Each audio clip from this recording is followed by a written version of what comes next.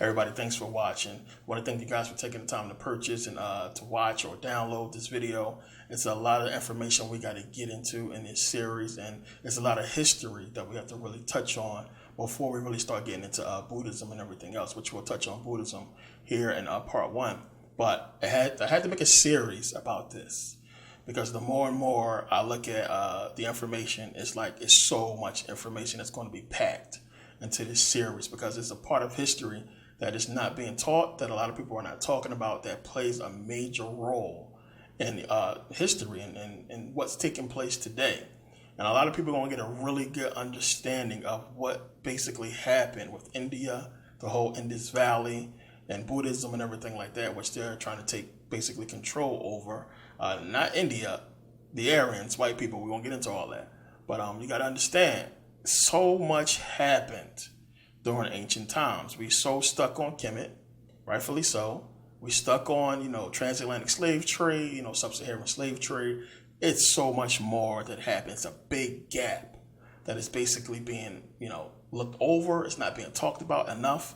A lot of people are not really digging into the history of it to get people to a better understanding of what took place. Because we look back, and everybody know about this, we see the black gods of Asia. You see the black gods of India. And we know that, Krishna, and we know that Vishnu and all these black gods, about the Sambo and everybody like that. All these Hindu and Buddhist gods were black. They were worshipped as black gods. All the gods were worshipped as being black at some point in time. We need to understand what happened, what took place to where the culture basically got rid of all their black idols. And understand this too, if you travel a lot, you see that, especially since I go to Thailand a lot, and in India as well, you see that the civilizations moved away from the ancient lands. That's another thing you got to understand. Why? You go back to different parts of Thailand and India as well, Cambodia, they have the ancient ruins. And the space is basically really preserved for tourists and stuff like that. But you got to think, why wouldn't they want to live there? I mean, this stuff is beautiful, as you will see. Even if he was living primitively, if he was living off the land, why wouldn't you want to be near such beautiful history? And you got to understand why they disconnect with this history, why they disconnect with the indigenous people and what basically took place. It's so much, it's so crazy, it's so deep, and we're going to get into it. Let's begin. Now, here's the thing. You have scientists that have been in agreement, for hundreds of years about out of Africa. The majority believe in the theory. And we're going to prove the theory here today. It's going to get proven 100%. And they know the truth. It's easy to prove when you pay attention to real recorded history. But we're going to prove it. But now, remember, out of Africa theory, we know the Africans came up. They crossed the Red Sea, crossed into Saudi Arabia, crossed the Persian Gulf, into Iran, and traveled up to Afghanistan, Pakistan, India, Tibet, what have you, and eventually migrated over to Asia, Australia, what have you. This is the out of Africa theory. We understand this. So it is widely agreed upon that this is what took place. Now, another thing that's agreed upon is we understand these were African people. These were black people. So when you look at that migration, and the fact that they traveled across, they set up civilizations and they kept moving, you understand that these were African people. So the question you have to ask yourself is, one, on an evolutionary scale, what happened to them? How did, these tribes become Indian with the straight hair? Asian, looking totally different with the Mongoloid features. What happened? And then, of course, we understand this evolution. We understand we make all races. So that's one thing that you prove in understanding that. That's one of the things that you go back to and look and see, well, okay, we see what happened. This has been proven by science as I got into. So then you understand, one, remember, people like Dr. Ben, Ajra Kwesi talked about how Egypt began, basically deep in Africa. They traveled up Kenya, Ethiopia, what have you. They traveled up the Nile into ancient Kemet. And you have to really understand, during that time, when they traveled up to ancient Kemet, they stopped. You had people that stopped. Some people was too old to continue on. Some people set up civilizations and stayed or what have you. And this took place, all the way up to Kemet. And this is documented. We can see, the writings they left. We can see artifacts that they left. Now, the thing is, I put up the video on human history, the origins of all the races. Now, when I did that video, I wanted to check and see exactly what the internet was basically saying about this, about traveling up, the whole out of Africa thing, the Andaman tribe and everything like that. Now, we understand that the Andaman, who basically is from, Indus Valley civilization, which is part of Afghanistan, Pakistan, India, we know that they are the descendants of the Africans that basically traveled over during this whole migration. The Andaman would be the descendants, and we see how they look, clearly black. Understand, we don't just have what we call, nappy hair or Negro hair, whatever they want to say. We had all kinds of hair. We had straight hair. We had curly hair. We had wavy hair. We have curly and wavy hair. We have a lot of different hair types, as you see clearly when you go in Africa. A lot of different hair types, a lot of different complexions that we can come in. So, again, when I checked, I wanted to make sure everything was matching up, from the books that I read. Ivan von Sertima, Anta Diop, everybody was saying the same thing. So when I looked, it said exactly the same thing. Yeah, these people basically come from, the descendants. They are the descendants of the Africans that migrated over to the Indus Valley. But now this has changed. They changed the answer to that, and you can go into Wikipedia and you can actually edit it if you have an account or what have you. So this is what it's saying now. It says, it was previously assumed that the Andaman ancestors were part of the initial Great Coastal Migration that was the first expansion of humanity out of Africa via the Arabian Peninsula, along the coastal regions of the Indian mainland and towards Southeast Asia, Japan, and Oceania. The Andamese were considered to be a pristine example of a hypothesized Negrito population which showed similar physical characteristics and was supposed to have existed throughout Southeast Asia. The existence of a specific Negrito population is nowadays doubted. Their commonalities could be a result of evolutionary convergence and or shared history. Now, what they're basically trying to say is they're not 100% sure that the Andaman are from Africa, which, come on, they try to put it in such a way to where they cast doubt on who these people really are. But again, who else would they be? Where else would they come from? You got to understand how subtle this stuff is. It's crazy. It's loopy. One, you got the whole out of Africa theory. What other race of people could they be? In India, in Asia, what could they be? Well, we know that Africans migrated over there. What could they be from? Now, they talk about commonalities and everything like that, meaning they look African. They think that they basically, came together based on convergence, meaning that you had a different group of people come together with another group of people to create the Andaman. It doesn't matter. You have Africans come together to make Africans, if that's the case they want to go against. No matter how you slice it, we're talking about African people. Now, let's be real here. You can take a car and you can drive from Cairo all the way over to Mumbai. Plain and simple. It's one big landmass. So you can't even be, skeptical about the Africans coming up out of Africa and traveling over, towards India when it's one mass. It's connected. We don't know how much more connected it was back then. But you got to understand, it's going to be a lot of this kind of stuff we're going to see coming up, what they're trying to do. And to see that this is something new, that they changed this recently, is something that's real, it's alarming. It's like, okay, why would they change this?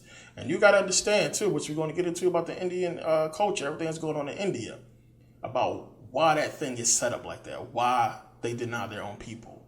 We're going to get into that whole system because it's a crazy system that's ancient that's taking place in India. Some of you might know what I'm talking about. We're going to get into it. But remember, as I said, you had Ezra Quashie, Dr. Ben, a lot of other researchers that know their stuff talk about, hey, we came up from inner Africa.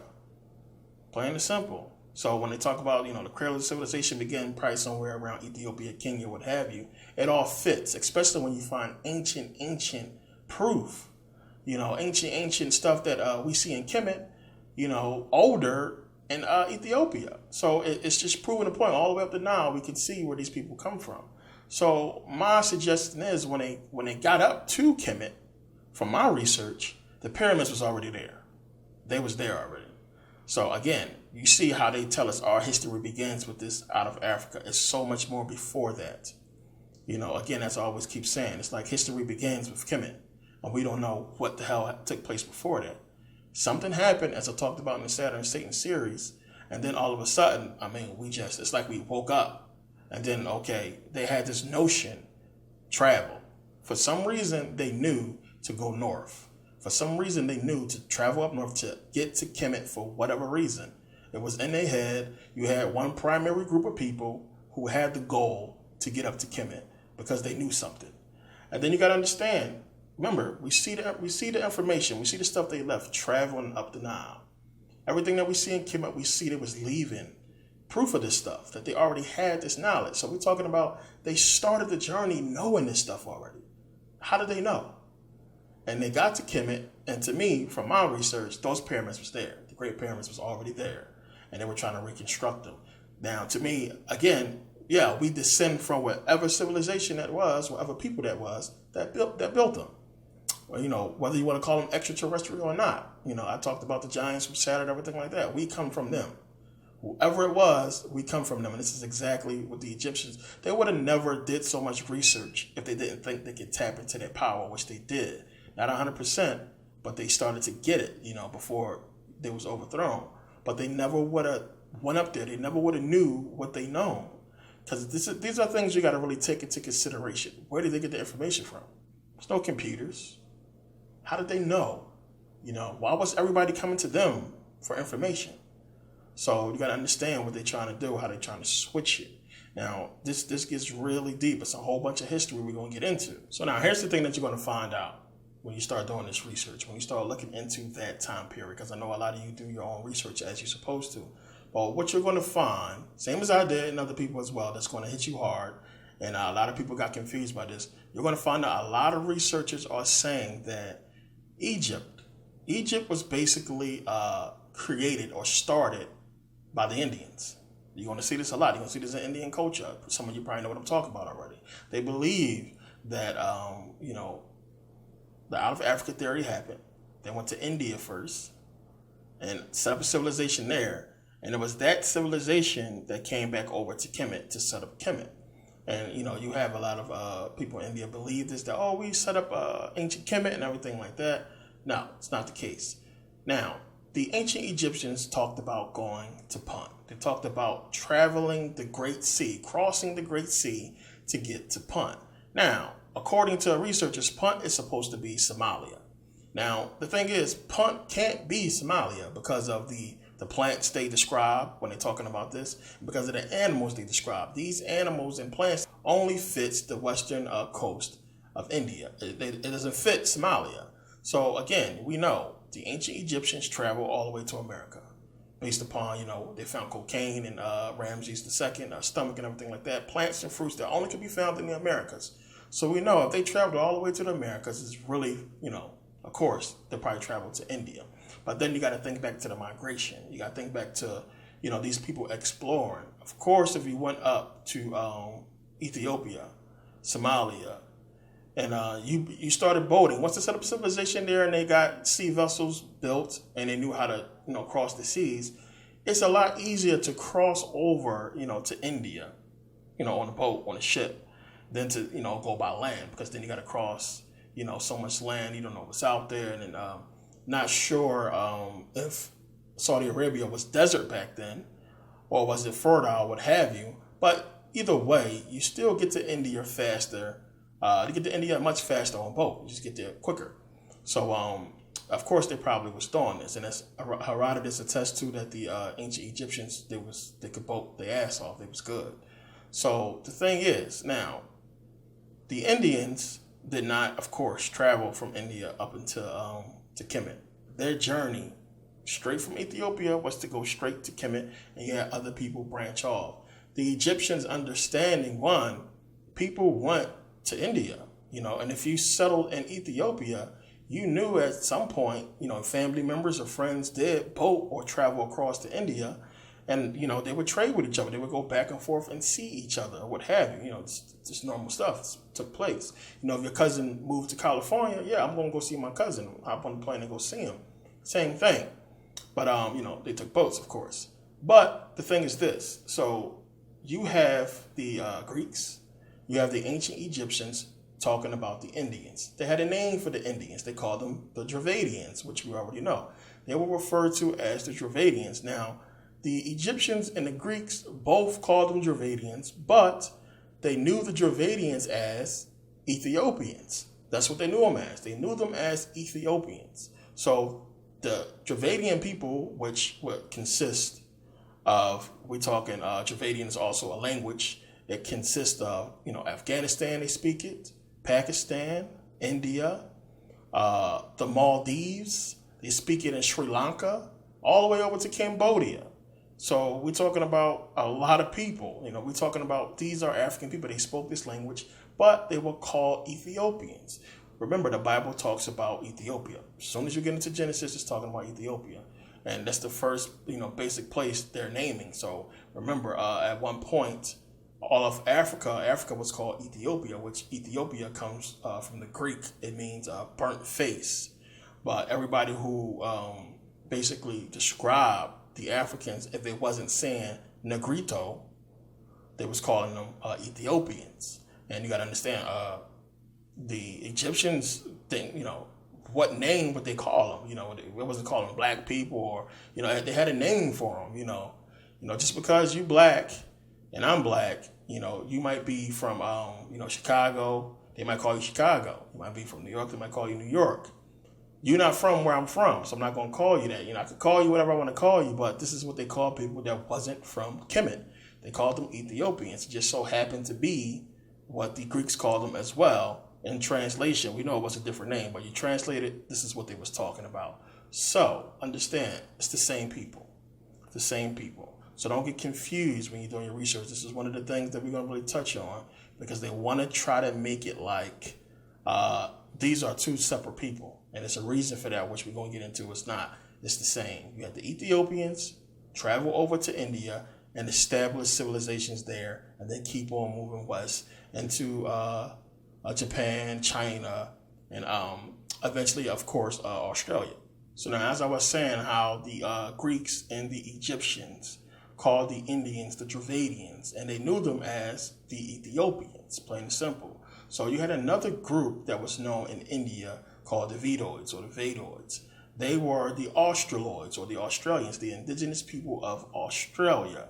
Now, again, as I talked about, the migration pattern that happened, they had relatives. People knew that they left people and civilizations in other countries. So when they left and crossed from Ethiopia over to India, years may pass, 10 years, 20 years, or what have you. Those civilizations understood that they knew people in another land. They would travel back and forth.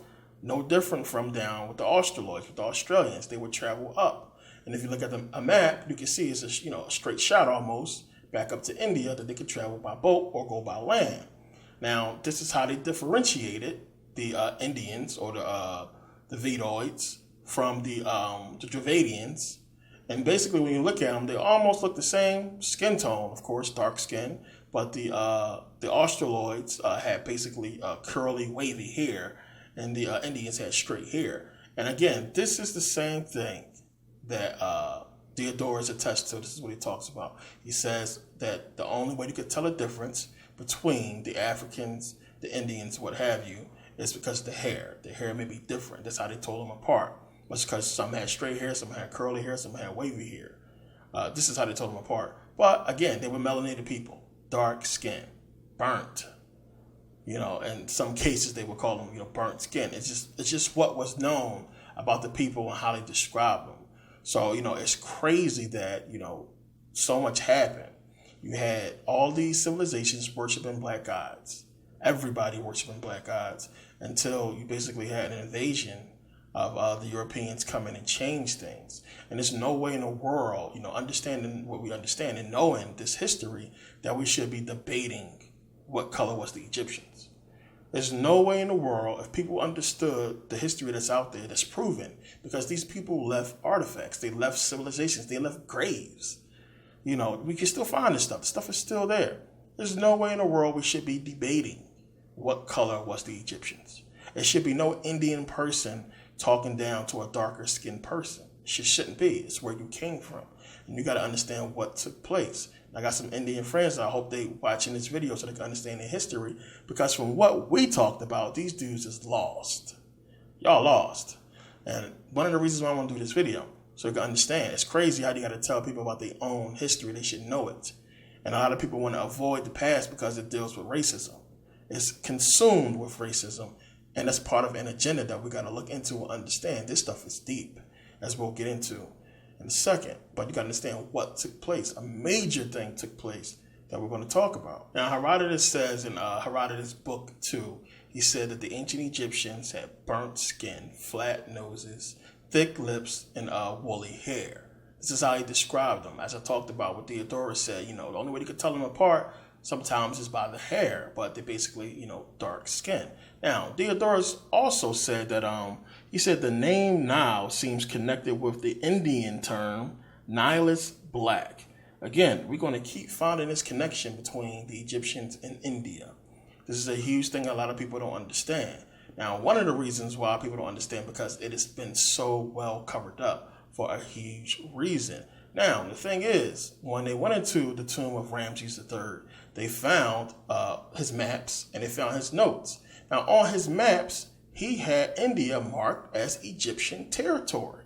Now, one of the ways we can prove this is you got to understand, one, remember you had Alexander the Greek, or what have you.